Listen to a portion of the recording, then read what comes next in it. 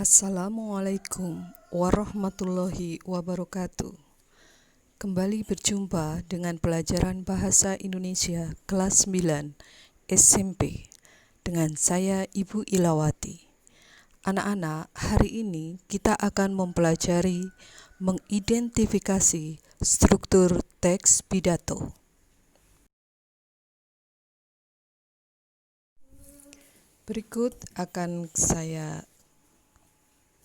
Berikut ini kita akan menyaksikan pidato dari Seven Suzuki. Halo, nama saya Seven Suzuki, berbicara mewakili ECO, Environmental Children Organization. Kami adalah kelompok dari Kanada yang terdiri dari anak-anak berusia 12 dan 13 tahun yang mencoba membuat perbedaan. Vanessa Suti, Morga Jester, Michelle Quick, dan saya sendiri. Kami menggalang dana untuk bisa datang ke sini sejauh 6.000 mil untuk memberitahukan pada Anda sekalian orang dewasa bahwa Anda harus mengubah cara Anda. Hari ini di sini juga. Saya tidak memiliki agenda tersembunyi. Saya menginginkan masa depan bagi diri saya saja. Kehilangan masa depan tidaklah sama seperti kalah dalam pemilihan umum atau rugi dalam pasar saham. Saya berada di sini untuk berbicara bagi semua generasi yang akan datang. Saya berada di sini mewakili anak-anak kelaparan di seluruh dunia yang tangisannya tidak lagi terdengar. Saya berada di sini untuk berbicara bagi binatang-binatang yang sekarat, yang tidak terhitung jumlahnya di seluruh planet ini karena kehilangan habitatnya. Kami tidak boleh tidak didengar. Saya merasa takut untuk berada di bawah sinar matahari karena berlubangnya lapisan ozon. Saya merasa takut untuk bernafas karena saya tidak tahu ada bahan kimia apa yang dibawa oleh udara. Saya sering memancing di Vancouver bersama ayah saya. Hingga beberapa tahun yang lalu kami menemukan bahwa ikan-ikannya penuh dengan kanker. Dan sekarang kami mendengar bahwa binatang-binatang dan tumbuhan satu persatu mengalami kepunahan tiap harinya, hilang selamanya. Dalam hidup saya memiliki mimpi untuk melihat kumpulan besar binatang-binatang liar, hutan rimba dan hutan tropis yang penuh dengan burung dan kupu-kupu.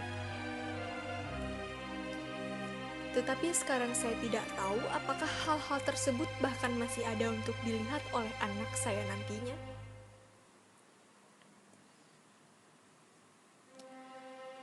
Apakah Anda sekalian harus khawatir terhadap masalah-masalah kecil ini ketika Anda masih berusia sama seperti saya sekarang?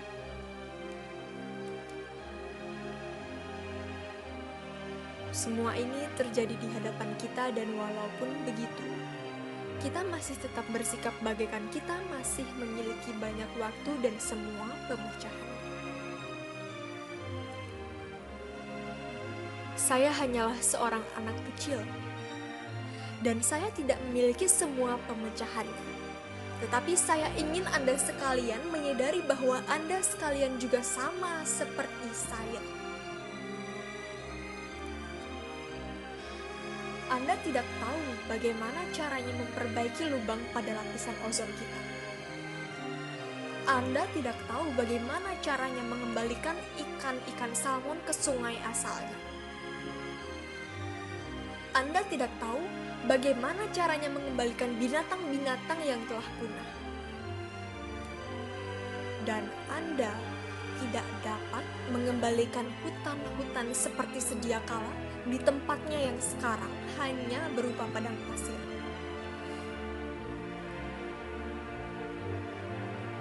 Jika Anda tidak tahu bagaimana cara memperbaikinya, Tolong berhenti merusaknya.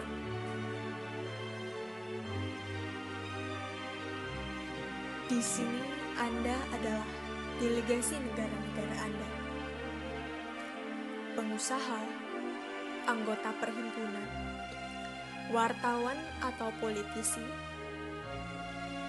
Tetapi sebenarnya Anda adalah ayah dan ibu, saudara laki-laki dan saudara perempuan, paman dan bibi, dan Anda semua adalah anak dari seseorang. Saya hanyalah seorang anak kecil. Namun saya tahu bahwa kita semua adalah bagian dari sebuah keluarga besar yang beranggotakan lebih dari 5 miliar. Terdiri dari 37 juta rumpun dan kita semua berbagi udara, air dan tanah di planet yang sama. Perbatasan dan pemerintahan tidak akan mengubah hal tersebut.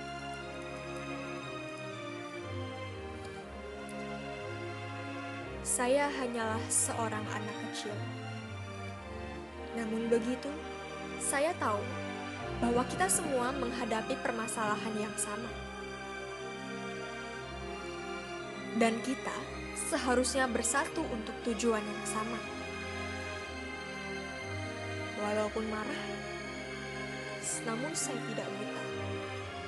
Dan walaupun takut, saya tidak ragu untuk memberitahukan dunia apa yang saya rasakan.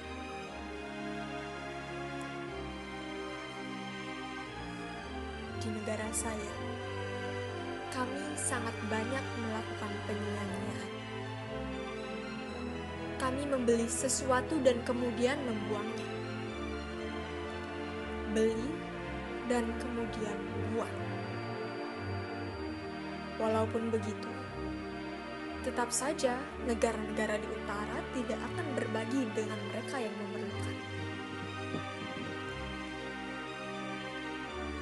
Bahkan ketika kita memiliki lebih dari cukup, kita merasa takut untuk kehilangan sebagian kekayaan kita.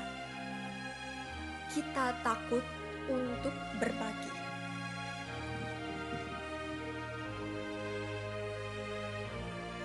Di Kanada, kami memiliki kehidupan yang nyaman, dengan sandang, pangan, dan papan yang berkecukupan. Kami memiliki jam tangan, sepeda, komputer, dan perlengkapan televisi.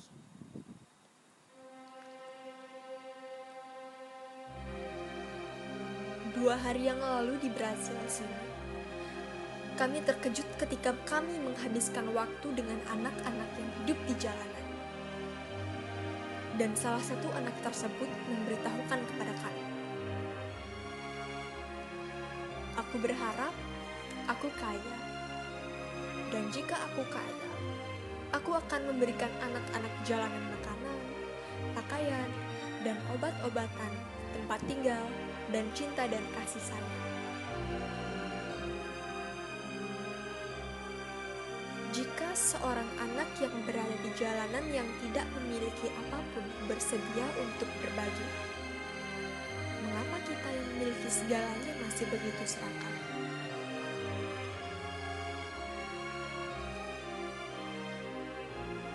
Saya tidak dapat berhenti memikirkan bahwa anak-anak tersebut berusia sama dengan saya. Bahwa tempat kelahiran Anda dapat membuat perbedaan yang begitu besar. Bahwa saya bisa saja menjadi salah satu dari anak-anak yang hidup di Vegas di Rio. Saya bisa saja menjadi anak yang kelaparan di Somalia. Seorang korban perang Timur Tengah atau pengemis di India.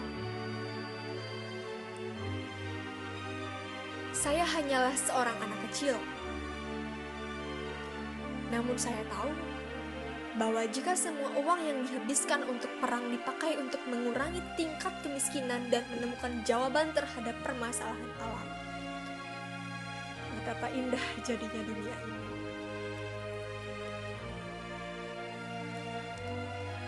Di sekolah, bahkan di taman kanak-kanak, Anda mengajarkan kami untuk berbuat baik. Anda mengajarkan pada kami untuk tidak berkelahi dengan orang lain. mencari jalan keluar, membereskan kekacauan yang kita timbulkan, tidak menyakiti makhluk hidup lain,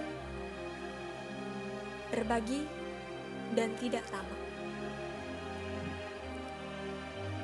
Lalu bagaimana Anda kemudian membuat hal yang Anda ajarkan pada kami supaya tidak boleh dilakukan tersebut? Jangan lupakan mengapa Anda menghadiri konferensi ini. Mengapa Anda melakukan hal ini? Kami adalah anak-anak Anda semua. Anda sekalianlah yang memutuskan dunia seperti apa yang akan kami tinggali. Orang tua seharusnya dapat memberikan kenyamanan pada anak-anak mereka dengan mengatakan, semuanya akan baik-baik saja. Kami melakukan yang terbaik yang dapat kami lakukan. Dan ini bukanlah akhir dari segala. Tetapi saya tidak merasa bahwa Anda dapat mengatakan hal tersebut kepada kami lagi. Apakah kami bahkan ada dalam prioritas Anda semua?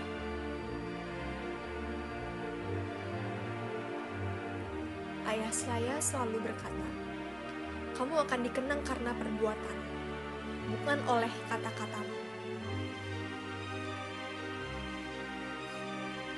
Jadi, apa yang Anda lakukan membuat saya menangis pada malam hari.